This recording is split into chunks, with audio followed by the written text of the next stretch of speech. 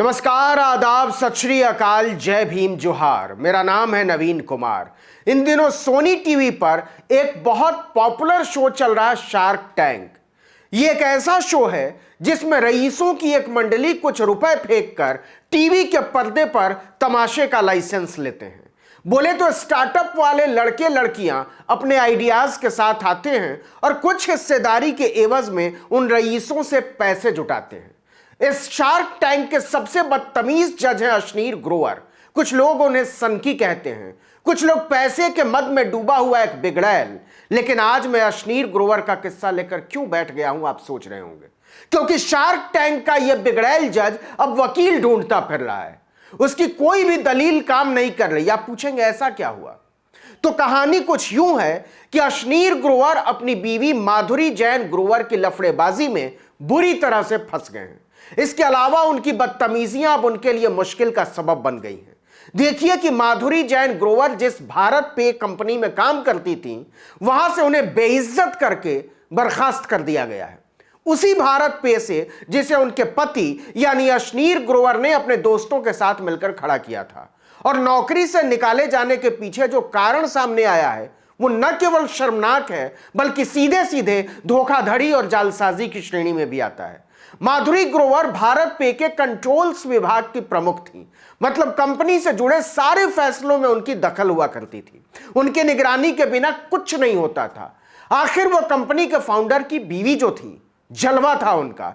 लेकिन फिर कंपनी के अकाउंट्स में ऐसे ऐसे निशान लगने लगे कि बोर्ड को अशनीर ग्रोवर की पत्नी की निगरानी के लिए अलग से कंपनी हायर करनी पड़ी।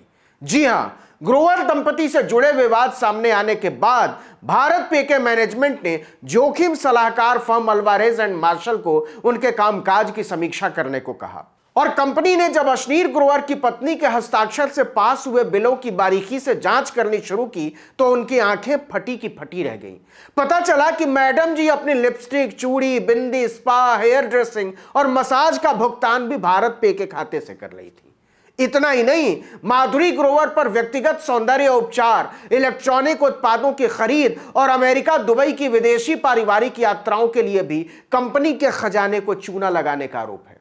मनी कंट्रोल ने लिखा है कि माधुरी ने अपने निजी स्टाफ को भुगतान भी कंपनी के खातों से किया और परिचित लोगों से फर्जी रसीदें बनवाकर पेश की।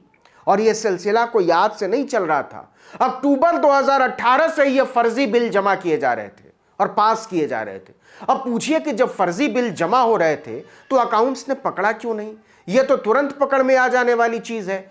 इसलिए नहीं पकड़ा कि इसके इंचार्ज खुद अशनीर ग्रोवर की बीवी माधुरी जैन ग्रोवर थी।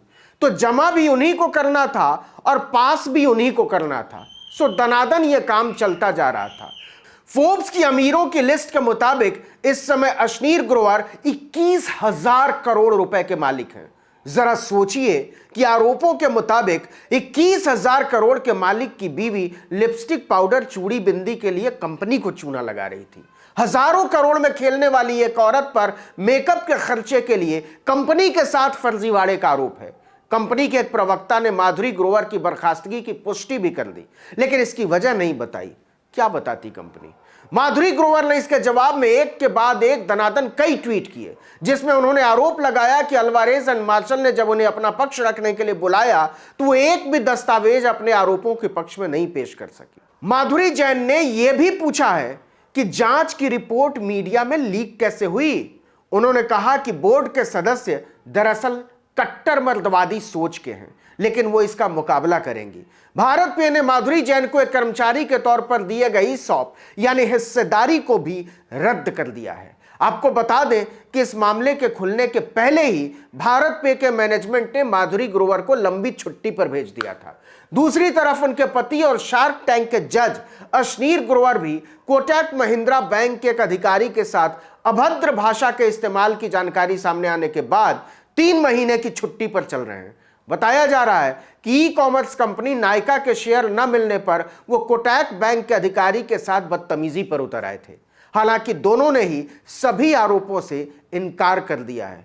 यही होता है दूसरी तरफ risk advisory firm Alvarez and Marsal का कहना है कि ग्रोवर दंपति की करतूतें इतनी ही नहीं थी, कंपनी में होने वाली नियुक्तियों में भी भारी धांधली हुई है। मसलन भारत पे अपने कर्मचारियों की नियुक्ति तो सीधे करता था, लेकिन कागजों पर बीच में हायरिंग कंसल्टेंट और वेंडर्स भी दिखाए गए। इस रिपोर्ट में कहा गया है कि ऐसे वेंडर्स और कंसल्टेंट को पैसे दिए गए जिनका कोई वजूद नहीं था। भारत पे का दावा है कि कर्मचारियों के लिए जो कंसल्टेंट हायर किए गए थे उनसे माधुरी जैन ने रिक्रूटमेंट फीस ली थी, यानी इन वेंडर्स और कंसल्टेंट्स के पीछे कोई और नहीं, खुद माधुरी जैन ग्रोवर थी। अब देखिए कि अल्वारेज एंड मार्शल की ऑडिट रिपोर्ट सामने आने के बाद भारत पे ने एक दूसरी कंपनी को हायर किया है, वो भी दुनिया की एक नामी कंपनी को। उसका नाम है PwC यानी प्राइस वाटर कूपर। PwC की फॉरेंसिक टीम भारत पे के अकाउंट्स, कंपनी के खर्चे और भर्ती प्रक्रिया की जांच करेगी। इसी के लिए उसको नियुक्त किया गया। अब जरा शार्क टैंक को याद कीजिए, उस शो में अश्नीर ग्रोवर का चढ़ा हुआ चेहरा याद कीजिए।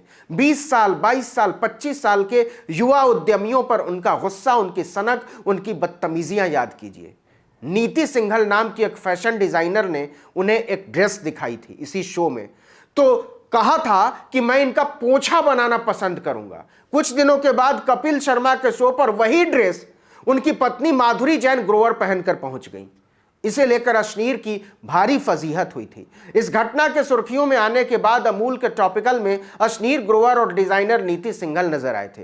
ग्रोवर ने इसे अपने इंस्टाग्राम हैंडल पर पोस्ट भी किया था और नीति को कमेंट सेक्शन में टैग भी किया था।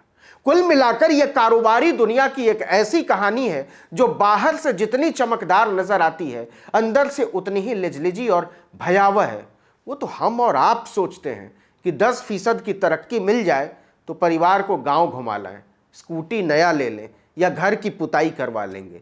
यहां तो हजारों करोड़ में खेलने वाले धन्ना सेठ भी चवन्नियां चोरी करने से बाज नहीं आ रहे। ये दौलत की ऐसी भूख है जो एक से एक अरबपतियों को भी जिंदगी भर दरिद्र बनाए रखती है। इस वीडियो में इतना ही, लेकिन अगर आपने आर्टिकल 19 इंडिया को अब तक सब्सक्राइब नहीं किया है तो फौरन कर लीजिए, बेल आइकॉन दबाइए, घंटी जैसी आकृति लाइक कीजिए और कमेंट करके बताइए हमारा वीडियो आपको कैसा लगा। YouTube पर देख रहे हैं तो हमारे चैनल को सब्सक्राइब कर लीजिए अगर नहीं किया है तो। फेसबुक पर देख रहे हैं तो वीडियो देखने के बाद हमारे पेज पर जाइए, उसको लाइक कर लीजिए। इंस्टाग्राम पर हमारे पेज को फॉलो कर लीजिए और ट्विटर पर हमारा हैंडल आर्टिकल 19 इंडिया, उसको फॉलो कर लीजिए। नमस्कार।